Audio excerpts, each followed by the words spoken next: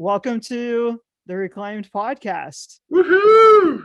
It's so good to have you on, man. Drew, you're someone that I have looked up to since I started coaching men in porn recovery. Man, just your spirit, just the heart behind what you're doing and how you do it, the spirit of grace and forgiveness and acceptance and compassion. And there's a certain spirit of challenging men and calling them up and just helping men get educated in how they need to be.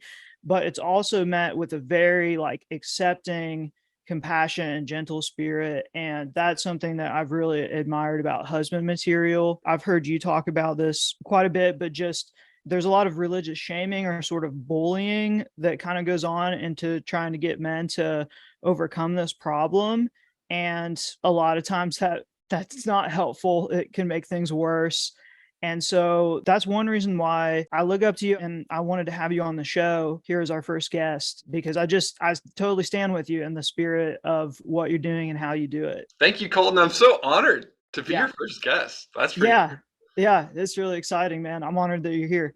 So, man, let's just start. I want people to hear more about you. And I do want you to share your story and share with us how Husband Material got started. Just share a bit about you with us so we can get to know you. My name is Drew Boa. I'm the founder of Husband Material, where I help men outgrow porn. I was a kid who loved Jesus and hated porn, but I couldn't stay away from it. Yeah. And I became a Christian and then realized maybe I should stop masturbating every day or multiple times a day. And I was so alarmed when I couldn't.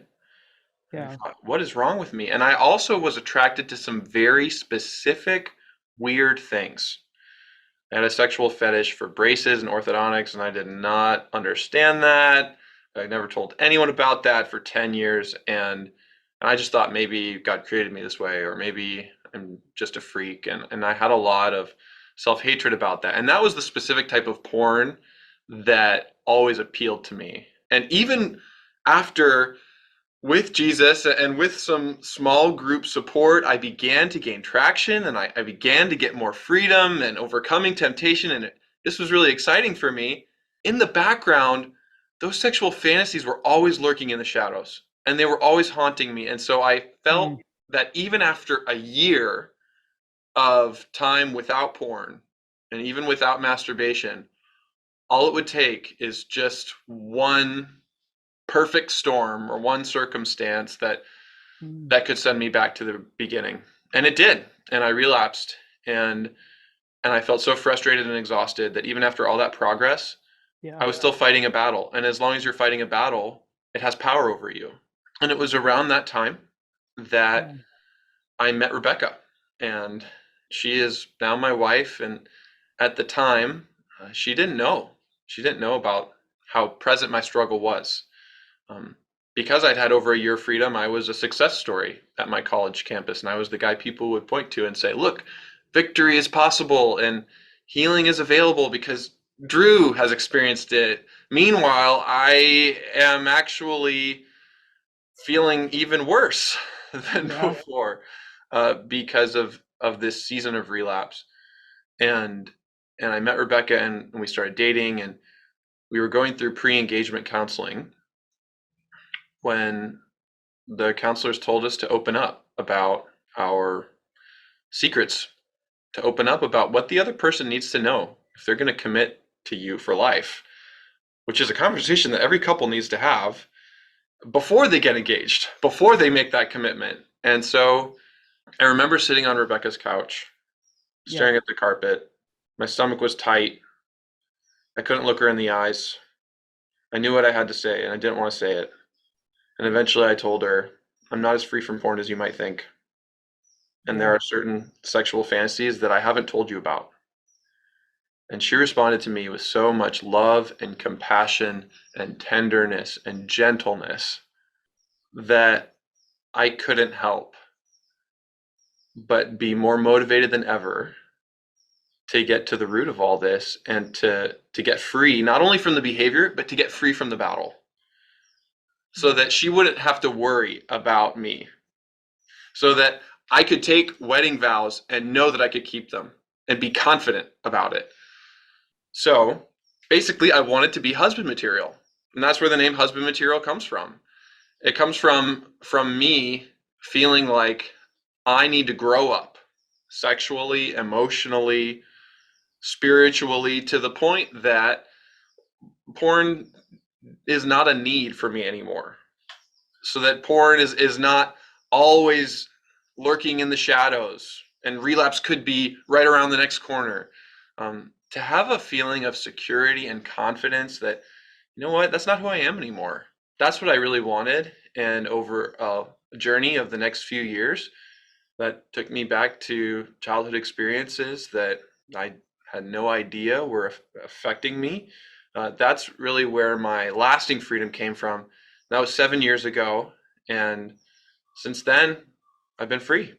So thanks for sharing that story, Drew. It's so awesome to see the gospel in that story, to see God redeem the struggle that you have with porn. I mean, I think a lot of people could have easily been in your shoes and been, in that time in college when other guys were starting to look up to you, and yeah, Drew has done it. This is it. For you to relapse again in that moment and then to be questioning things is a scary place to be, and I think that you could have easily been shattered. I mean, you could have kind of given up. And certainly at that point in your story, I don't think I would have expected you to wind up doing what you're doing now, other than the fact that you are saved through Christ. And that's what God does, is he redeems people and redeems things and situations. Man, it's so awesome to hear your story and then see what you're doing now and know you've got a platform and an audience. And I know you're helping so many men in this issue. So man, just praise God, and praise God for, I see the gospel too a lot in your wife.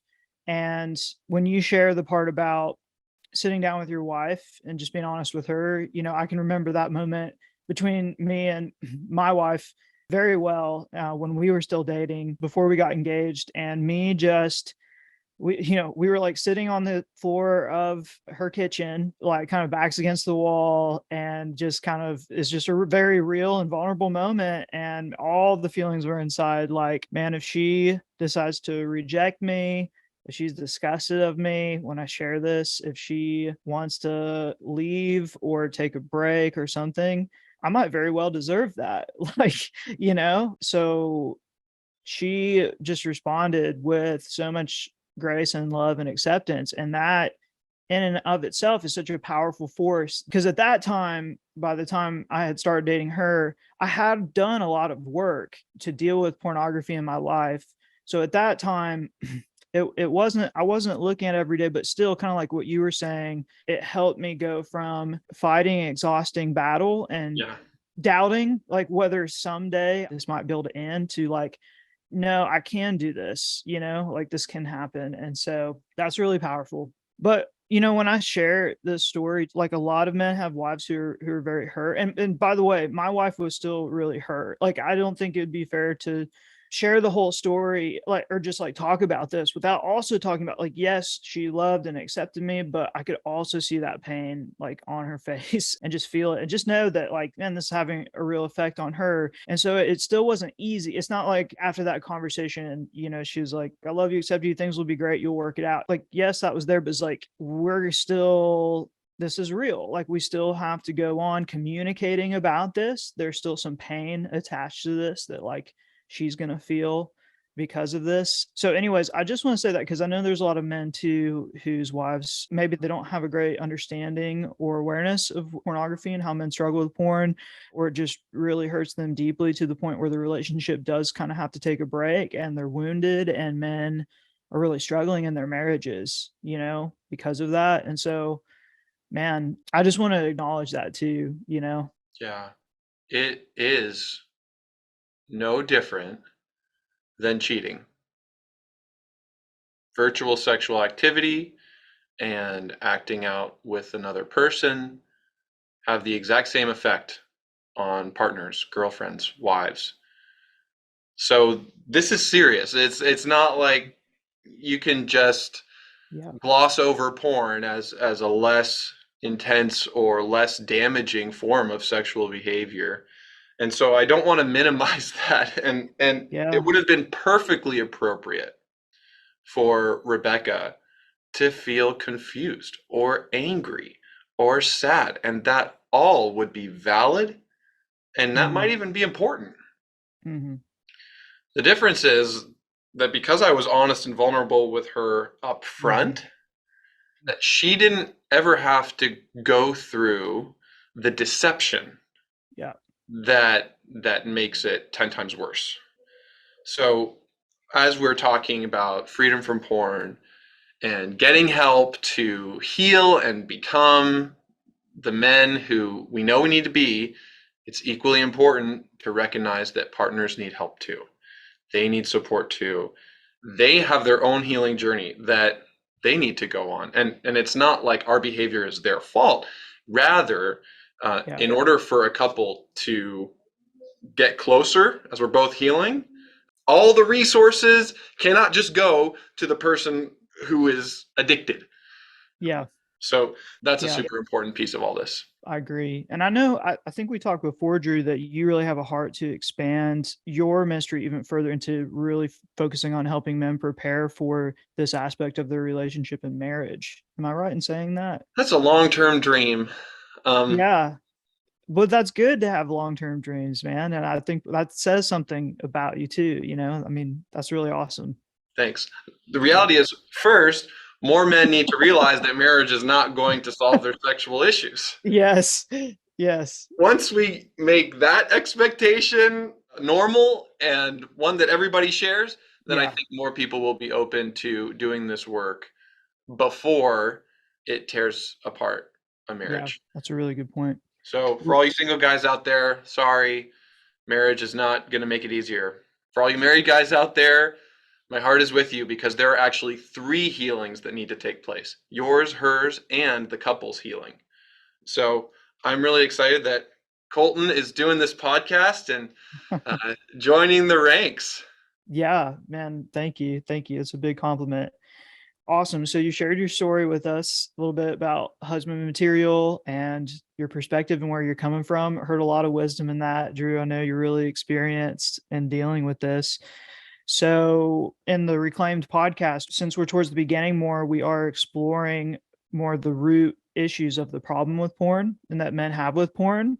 We're really trying to boil it down to how can we make it clear? Because obviously men know that porn is a problem, and the guys that you and I are reaching and helping and who this podcast is for, it can certainly help men who are trying to figure out whether they want to stop looking at porn or not. But really, a lot of guys already know porn is a serious problem and they want to stop looking at it. But I think what we're trying to get to is to be as clear as possible about why are men looking at porn but not able to quit looking at it. You know, what's the real root cause? And I think we could point to a handful of different things, but I would love to hear from you. Like, how would you prioritize the biggest reasons why men are struggling with this so much? You mentioned a few different areas that we could talk about, like a lack of information or understanding, maybe theology issues, lack of community. There are lots of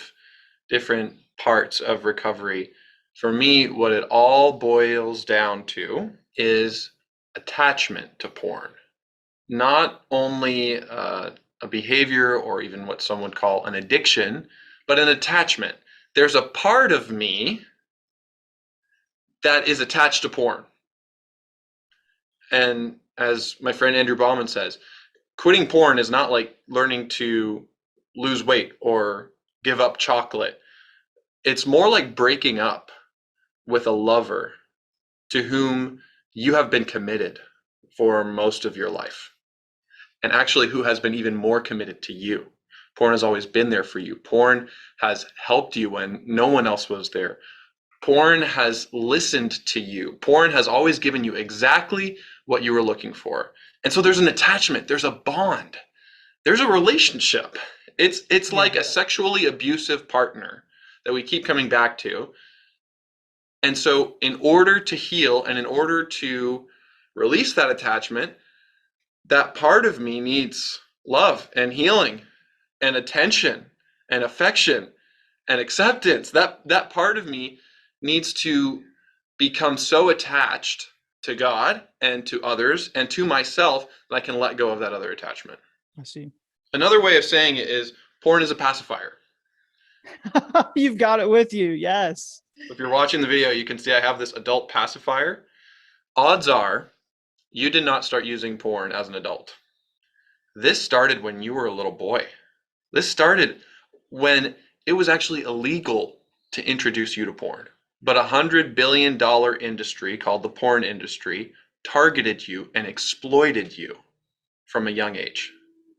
And so porn is a predator and it's a pacifier because when we were young, it promised something to our hearts. It promised to soothe our pain. It promised to help us to stop crying and to survive and to get through life. So for a kid to put down a pacifier, usually there's not some kind of pacifier accountability group or some, pacifier freedom program. As they grow and develop, eventually they put it down because they've outgrown it, because that attachment is no longer needed. And that's what I believe true healing and freedom looks like. It looks like growing and developing to the point where porn has lost its power. It's like a pacifier. I've put it down. I just don't need it anymore. And yeah, every once in a while, I feel like that little boy again, and porn is calling my name and promising something to my heart. And because I've learned to love that little boy, we're good without porn. We're okay.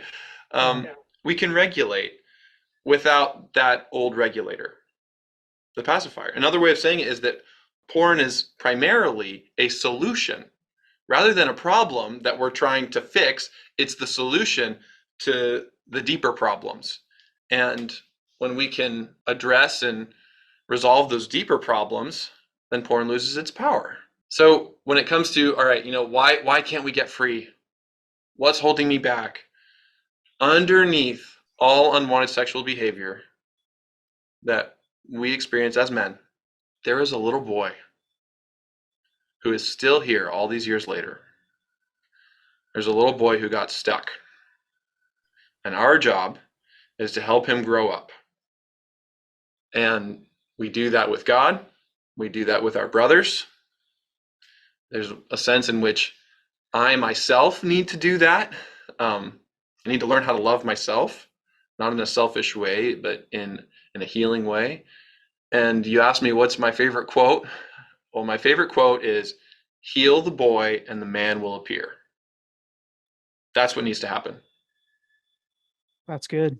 What do you think? No, I think you're right on. I think you're right on. There's so many guys, though, who I know. I'm just trying to put myself in the shoes of someone listening to this who has not gone back into their past, who has not done this work yet, or maybe they have. I talked to a lot of guys who have seen counselors and they've gone back to their past and they still emerged kind of thinking, well, what's the point of all this? What's this for? And Yeah. so for guys who are skeptical about this, what would you say? Because some guys might be saying, nah, I don't need to do that stuff. I don't need to go back and think about myself when I was a little boy. I've already grown up past that. There's a really easy way to tell if the little boy is taking control of your life. And that's what we call triggers. So there are pain triggers and there are pleasure triggers. And if you want to understand what are the childhood experiences that I need to heal from, there's a really, really easy shortcut to find out what they are. You look at your triggers. Your pain triggers are the things that are happening in your life right now that feel intolerable.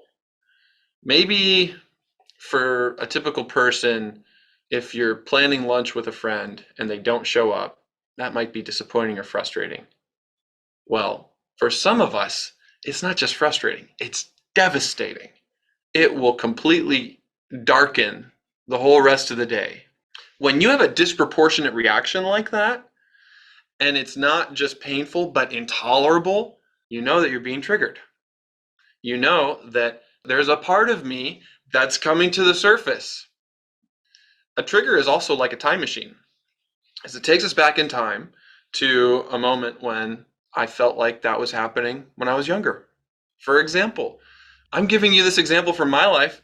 Like when a friend doesn't show up to meet with me for lunch, that takes me back to middle school when some of my friends would be hanging out with me and I would say, "Hey, are you available?" And they would say no. And it's because they would be hanging out with each other and they wouldn't be telling me this and they wouldn't be inviting me. And so that's part of the story that gets triggered for me. And healing does not mean we don't get triggered. Healing means we can manage our triggers and we can Yeah. actually deal with them in a mature way. So that's a pain trigger. I mean, if you ever feel not just lonely or angry or ashamed, but you're in a shame storm or you are in a rage or you're not just sad, but you are so depressed, that is a pain trigger. It's telling a story and it's showing you the places where you need healing. And by the way, just understanding the problem is not healing. Just understanding that my childhood affects me is not healing. That's called revealing. Revealing is the first step to healing, but healing actually involves experiencing the love of God in those places.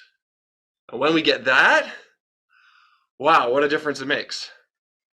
Now, that's only one side of it, though. That's the pain triggers. There are also pleasure triggers. In other Yeah. words, Let's hear more about that. so if someone is not just sexually attractive to me, but irresistible, disproportionately pleasurable, Hmm. that's another type of trigger. That is telling a different kind of story. So for me, for example, if I see a beautiful woman walking down the street, I can notice her and say, "Oh, she's really beautiful. Thank you, God, for creating such a beautiful person." If, on the other hand, she smiles and I see that she has braces, okay, something shifts in my chest right there. Like something gets activated. Now, that activation is not as overwhelming as it used to be. It's not as irresistible as it used to be. In fact, it's weakened a lot, but it's still there. It's still there. Yeah. And when that happens, my little boy is coming up again. And it's actually middle school Drew who went through the worst years of my life surrounded by girls with braces. And I didn't realize that's where it came from. It came from what happened to me in middle school. It all makes sense when you kind of see the connections. But the point is, when I see braces, it's not just a random sexual attraction or fantasy, it's a pleasure trigger. It's taking me back in time to a place in my life where I got stuck. And when I can realize that, then I see that, oh, it's not because there's something wrong with me that I'm feeling these things. Whether you're attracted to men, older women, whether you're maybe even attracted to cartoons or animated Right. videos on the internet, whatever it is, we can validate and normalize that there is a story here. There is a way that your inner child, the little boy within you, is still showing up all these years later. Now, we all have pain triggers and we all have pleasure triggers. And when we can learn to face them, understand them, appreciate them genuinely and bless them, then they don't have to run our lives. Then we can reclaim what Yes. what God intended for our sexuality. Reclaimed. That's what it's So about, right? true. Yes. Yes, it is. Yes. And that's awesome. I was just thinking about that. I think about when you say that, my heart is burdened for so many guys out there who I feel like have sort of buried their past and thrown away the key to the lock, and who more just numb out, who have a really difficult time talking about their feelings and aren't really aware even of this stuff that happened in their past because they've kind of shoved it away and forgot about it. And I think about the messages that men from our culture get about we just need to be tough and strong and show our bravest face all the time and show that we can't be hurt and show that we're not weak. But I think that we're seeing how much damage that's doing in the widespread struggle with porn. And it just shows because so many men are not aware of those areas of the little boy inside of them that still needs to heal. And so, what do you say for men who are just taking their first steps towards becoming aware and who've never talked about this stuff very much before? Honestly, I'm so glad you're listening to this. I realize you could have turned off this episode a few minutes ago and you're still here. I am so delighted that you are considering this different approach that I'm talking about. And I have appreciation for the parts of you that have needed to protect yourself. Maybe to protect yourself from thinking about childhood. Maybe that's what you needed to do. And it has helped you to a degree, and it has harmed you to a degree. And so my heart goes out to you if you are in that place Colton was talking about. There's a reason why you have needed to numb, or why you have needed to wear a mask and appear tough. And it breaks my heart. There's a lot of porn recovery out there that seems to feed that tough guy persona, and it never resonated with me. What has really made the biggest difference for me is not toughness, but tenderness. That's what I see in Jesus. Every time he met someone who was sexually broken or humiliated or caught in sin, his response was not toughness. It was tenderness, moving toward that person with love and grace and compassion. And his compassion did not make excuses. It didn't endorse what people were doing. Rather, just like Rebecca's compassion for me, it changes us. And that's what I care about. That's what has helped me. And that's what I see making the biggest difference for men who have been fighting a frustrating, exhausting battle. When we can put down our weapons and love that little boy, life is so much easier. Like it's hard. Like this journey is hard. If you're doing it right, it should make your life easier. I also want to validate that as you dig through those childhood experiences, you will discover things that are just really, really hard too. And sometimes it gets harder before it gets easier. I was talking with a man the other day who said he feels like he's shoveling through all of this poop in his story. It's like there are mountains of poop, and he's shoveling and shoveling, and he feels like he's making progress, and then all of a sudden he hits a dead body. Oh. And it's like this sickening sensation of, I have been growing, I have been healing, but then I discover that there's even more to heal, that I have deeper issues than I thought. And that could be so discouraging. So for some of you guys who have been on this healing journey and it doesn't feel like you're getting better, I want to encourage you that none of it is wasted. Yeah. That when you go through a shame storm or a trigger tornado, it doesn't invalidate all your previous healing. It just shows you that what you're going up against might be way more difficult than anything you faced before. And that's normal. That's natural. When you have a relapse, when you go through a season where you think, have I really grown at all? Have I really healed at all? I've been there. And I want you to know, yes, you have grown.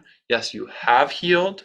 The truth is, we're never done healing. Don't think about it like rock climbing or like free solo, where if you make one slip, then all your progress is lost. Think about it more like hiking or traveling down a road. And when you swerve off the road into the ditch, you don't go back to the beginning, you pick up from where you left off. Yeah. And if the car is broken down and it won't start, then you still don't have to start from the beginning. Someone's going to come. That's why this is where community comes in, right? And this is where healing with people really come in too, because if your car breaks down, man, there's people who can come and help you diagnose and get your car running again so you can keep going down the road. But you're right. I mean, you don't have to start over. I like the analogy too for guys who like video games. Old video games like Super Mario, you had to, when you died, you started over from the very beginning every time. And that's super crushing and defeating, like to start over like that, after, if you make it so far and you make one little stupid mistake, like Mario jumps on the wrong thing and your last life's gone and it's it. But if this was like a video game, we would have a lot of gracious checkpoints from God and from the people that we love, you know, save points. And so I really like that analogy that you shared, Drew. And we also need to highlight more than just confessing our bad behavior. We also need to affirm one another and notice how we see God in one another and celebrate our progress and practice gratitude. I feel like so many so-called accountability groups end up checking in about whether or not you sexually acted out, totally missing the presence of God and giving each other the love and affirmation that we really need. Yeah. You know, like Colton, for example, right now, I see so much courage and vulnerability in you in starting this podcast, in starting this ministry, and chasing this dream. Like, I know that you've been preparing for this for years, and it has been so deeply on your heart. Like, you are putting yourself out there, and you don't know what the result is going to be. So I want to notice that in you right now. And I know that there are some times when you probably want to give up. And there are some times when you wonder, is this even going to turn into anything? But you're still coming out here, making these episodes, sharing them with the world so that more men can find freedom and reclaim their lives. Like, wow. How do you feel right now? I feel so good, man. It feels good. Well, it's fun. I want to reciprocate. Like, you know, like I'm like, man, Yes. this is awesome. Like, it's so true, man. And you know, the truth is, Drew, we've just spoken it like a couple times, but you're already able to speak very true and direct encouragement to me. And I think guys need to know that, like, it's not, yes, encouraging other men can take some practice, but it's not rocket science. It just takes a little bit of thoughtfulness and compassion and just, you know, I absolutely think, man, that's what we need as men and just our culture as a whole. There's so many negative messages more than ever, and there's so many more channels to get negative messages through than ever. And so more than ever, we just need more encouragement in the world, and we need men who are willing to encourage each other and do it. And so yes, like what you just did towards me, like really meant a lot and I felt it. And so what I want to say to you, Drew, is that you have put yourself out there. Like I'm in the process of putting myself out there, but you have put yourself out there and you've been very vulnerable in some of the things you've shared because I've listened to a lot of your stuff. And first of all, that made me want to listen to you more and admire you more instead of, you know, somehow like turning me away, like, oh, this is too much or something like that. And, you know, also, I'm sure that because you've put yourself out there, you have dealt with a lot of criticism and negativity and some really awful stuff that's probably been said about you and your work. And you're still here today, man. You have not lost like your heart and your passion for this, even if at times it's felt like you have a little bit. I still see you and your community and the guys that work with you put out so much great stuff that's like changing hearts and the lives of men. And that is also just incredibly courageous for you to be consistent on your path. Thank you so much. Can I check in about how I'm feeling? Yeah. Yeah. I feel so full after receiving that. I feel very seen by you, and it's meeting those deeper needs of my heart. So porn can promise Yeah. to provide for those needs. It can never deliver. And when we get the real thing, porn loses its power. We just don't need it anymore. So what if we continue to create this kind of culture where men can speak and receive these kinds of messages of love and appreciation? I mean, it's it's really uncomfortable actually to receive. That's the hardest part. Yeah. Ugh. But like, yeah, Colton, I've wept. I've been so torn up by some of the attacks from the enemy and challenges. And I'm going through some stuff right now that's so hard. And so for you to say that to me is just so beautiful. Thank you. And I hope that our groups and our friendships with other men who are on this journey are characterized by this style of relating. Yeah. Yeah, Drew, I just want you to know, I mean, how much your work means. I mean, not even just in your own community. I mean, obviously you can just look and see that your own community's had an impact, but just to realize that like in the formation of other men who are starting new communities and leading communities of men to overcome porn, you've impacted those as well. Man, it's going to reach so much further than you know. So I just want to tell you, man, all the stuff, all the hardships that you've gone through in husband material, I really believe without a doubt have been worth it. I mean, everything has been worth it.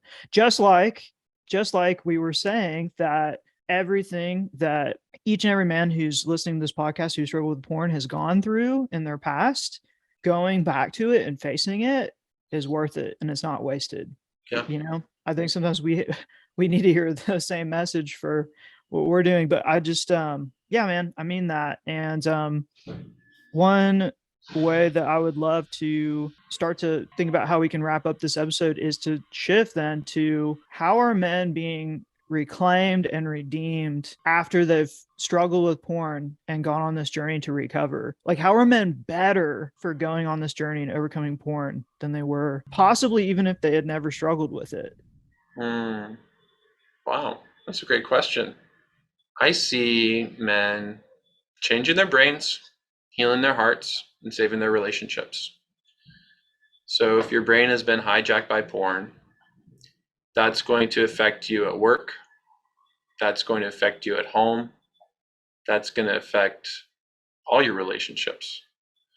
If, on the other hand, you are unlearning your attachment to porn and you are growing in authentic relationships with God and others and yourself, that's going to affect every area of your life too. It's going to free you up at work. It's going to make you more present in your relationships. It's going to give you a greater sense of alignment and freedom to pursue your purpose. Now, so for me, that's changing your brain, and healing your heart is the sense that what happened to me is over now, and it doesn't get to dictate what I do anymore.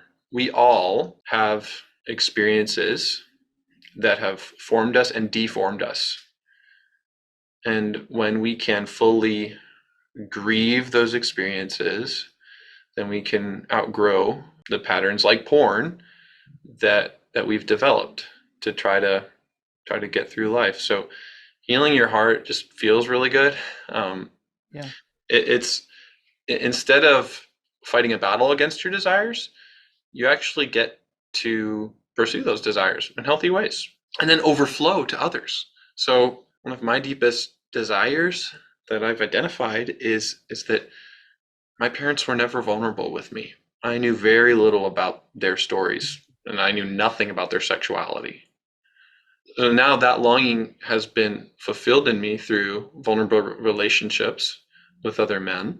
And now I get to overflow that vulnerability and change that story for others. So that's very satisfying too, when you not only get to receive what you desire, your deeper heart needs, then you get to overflow them. And I see you doing that. And I think that's a big point. I think that's very important for anyone who's listening, that maybe part of your healing cannot just be like getting stuff for yourself, but then giving and overflowing to others. Oftentimes that leads to a deeper satisfaction than anything you can get for yourself. And then saving your relationships. I mean, if you want to be a husband, if you want to be a father, if you want to do some kind of leadership, then wow, healing and freedom is the greatest gift that you can give to the people in your life. Yeah. No, it's not selfish. It's not selfish to get help. Yeah, I love a couple of things that you said there, Drew. Made me think about how, you know, because I've struggled with porn, I feel like it's taught me not to fear the enemy. It's taught me how much power the enemy has, and it's taught me how much power that Christ has in our lives. Right? I mean, that's something that I may not have learned if I wouldn't have struggled with porn, you know, because I learned, man, if I can overcome an addiction that's in my pocket, you know, if I can overcome the most consistent habit that's damaging me in my life, then what power does the enemy have over me? Right. That's something, you know, when you're talking about that I thought about.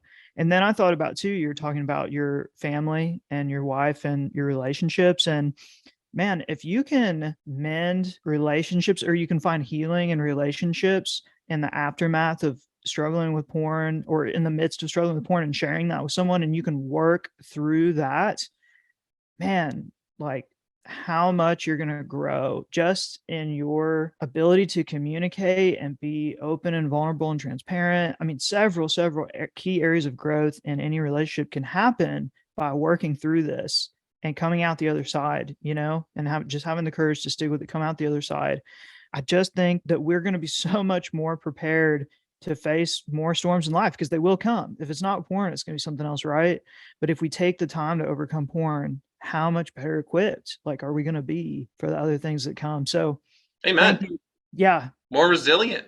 Yep, exactly.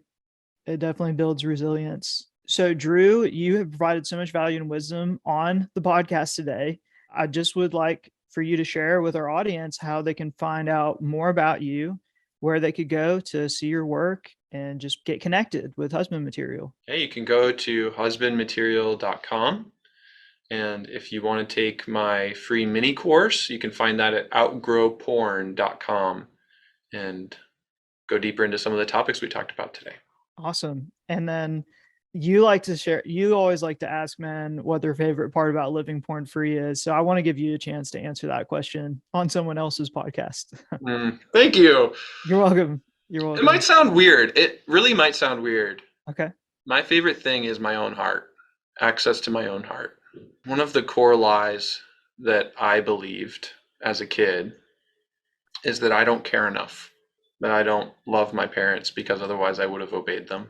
And so as I have been continuing to grow and heal, God has shown me that I really do love him, that I really do care, that I really do love others. And just being able to rest in that truth and to see the beauty in my own heart, so freeing. I wouldn't trade it for the world. Another way to say it would be my favorite thing about freedom is little Drew, access to little Drew. He's a pretty awesome kid. And now I get to be his older brother. I get to be with my own heart and to appreciate it rather than continue to criticize myself. One of my students created a 3D printout for me of the saying, "Don't should all over yourself." Love it.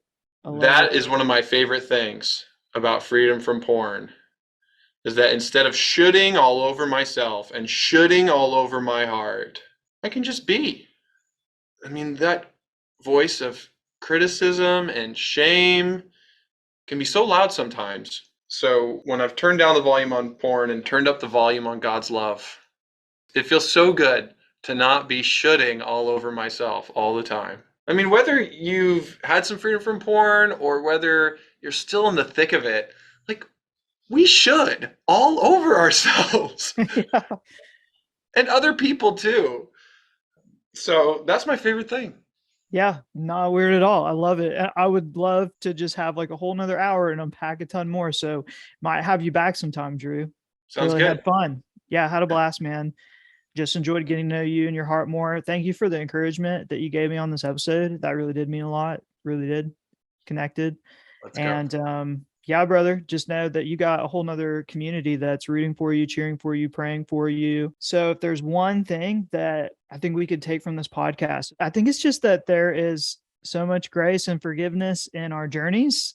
And there are these checkpoints. We're not starting over when we fail. So there doesn't have to be this fear of failure. And life doesn't need to get harder or more difficult because we're struggling with this. When we are working on this, it should start getting easier. And so when we surround ourselves with a community of men who are on the same journey, where that element of tenderness is there, right? There is also strength, there's also challenge, but there's tenderness and compassion that we see so often from Jesus. So when you have that safe environment and you have all those things, then you can stop shoulding all over yourself and you can just get real tangible traction and get on a real journey to should less and to grow more, to heal and to grow more. I love it. Yeah. So anyway, thanks everyone for listening. Thanks so much, Drew, for being on the podcast. I hope we can do this again sometime. And I hope that